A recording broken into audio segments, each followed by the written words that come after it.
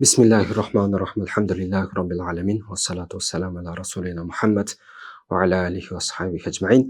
Бүткіл аламның жаратушысы Аллах Тағалаға мақтаулар болсын. Пайғамбарымыз саллаллаху алейхи вассаламға, үй бүлесіне, сахабаларына Аллах Тағаланың салауат саламдары болсын. Пайғамбарымыз саллаллаху алейхи вассалам өзінің риwayatында, хадисінде мынандай деп айтып отыр. Ани наби саллаллаху алейхи вассалам: "Ман ахана хамсатан хасира хамсатан." Кимде ким ошо 5 нерсени барктабаса, 5 нерсени кадырлабаса, ким ошо 5 нерсени баалабаса, ол адам 5 нерседе зыянга учурайт деп баяндап атат. Ошонун биринчиси ман истахаффа бил уламай хасира дина. Кимде ким ошол уламаларды кадырлап, барктап, сыйлап, баалай албай турган болсо, ошолорду мындайча айтканда, копол айтканыбызда, ошолорду бир тоготпой турган боло турган болсо, сыйлайбай кое турган болсо, ал өзүнүн дининде зыянга учураптыр дейт. Мисалы, ошол алымдарды сыйлабастан, ошолорду кадырлабай турган болсо, демек динди жеткире турган, диндеги маселени чечип бере турган ошол алымдар болуп атпайбы? Ошолорду сыйлабай, кадырлай албай калган болсо, демек ал өзүнүн жашоосунда керек болгон ошол диниден зыян тартып калат экен. Ал эми экинчиси ваман истахаффа бил умарая хасира дуния. Кимде ким ошол амир падышаларды тоготпой турган болсо, падышаларды сыйлабай турган болсо, падышаларды баалай албай турган болсо, кадырлабай турган болсо, ал дүнүйөсүнөн зыянга учураптыр. Дүнүйөсүндө бул жоготуптур деген мааниде келип атат. Үчүнчүсү болсо вамин истахаффа бил жирани хасирал манафиа.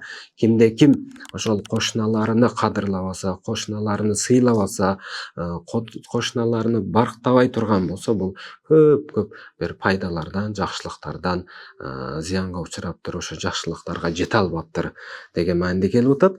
Ал эми төртүнчүсү болсо вамин истахаффа бил акрибаи хасирал маваддата.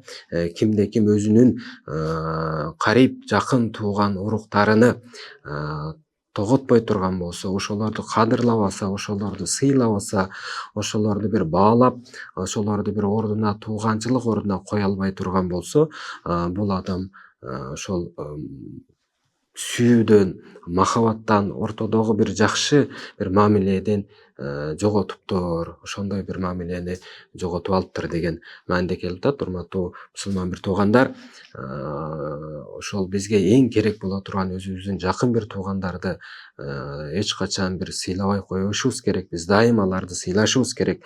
Алардын ар бирин өз ордуна кое турган болсок, демек жакын туугандардын арасында ошол мавадда, бир достук, бир махаббат, бир жакшы көрүү, ортодогу бир жакшы бир жашоо, бактылуу бир жашоо келет деген үмүттөбүз. Бешинчиси болсо, бул биздин жашообузда эң зарыл болгон нерсе болуп атат. Ваман истахаффа би ахлихи хасира тибал маишати дейт. Кимде ким өзүнүн үй бүлөсүнө кадырлабаса, үй бүлөсүнө сыйлабаса, өзүнүн ата энеси болсун, өзүнүн бала бакырасы болсун, өзүнүн өмүрлүк жубайы болсун, кандай болбосун, өзүнүн үй бүлөсүнө кадырлап, барктап, сыйлабай турган болсо, ал адам хасира тибал маишати, жакшы жашоодон кол жууптур, ошол жашоодо жоготуп алыптыр. Бул ошондой бир жакшы жашоодо жашай албаптыр дейт. Ошон үчүн урматтуу мусулман бир туугандар, эгерде биз ушул 5 нерсеге эле бир амал кыла турган болсок, биздин жашообуз өтө оңолот, жашообуз жеңил болот. Мынакей үй бүлөбүздү кадырлай турган болсок, үй бүлөбүздү барктай турган болсок, жашообуз өтө жеңил болот. Тууган уруктар менен кадырлап, ошолор менен сыйлашып жүрө турган болсок, ортобузда махаббат, ынтымак пайда болот экен. Падышаларды сыйлай турган болсок, дүнүйөдө зыянга учурабайт экенбиз.